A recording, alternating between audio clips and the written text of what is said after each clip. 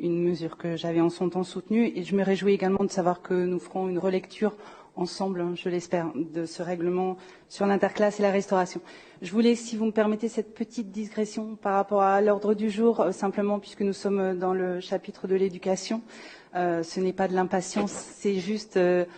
l'intérêt sur le dispositif des écoles ouvertes, puisque ça c'est un processus qui doit être mis en place cet été d'ici 2 semaines, 3 semaines.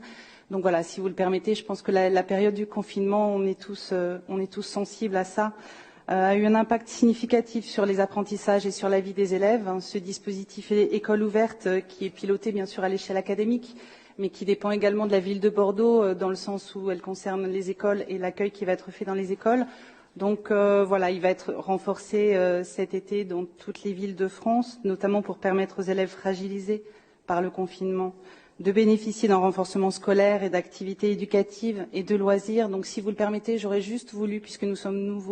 nombreux à être nouveaux élus dans cette salle, parce que ça a peut-être été discuté lors d'un précédent conseil municipal et sans doute déjà préparé en amont, si on pouvait avoir une petite présentation de ce dispositif, comment il va être mis en œuvre dans la ville de Bordeaux, le nombre d'écoles ouvertes, le nombre d'enfants qui vont être accueillis, l'information qui a été donnée aux familles. Je vous remercie.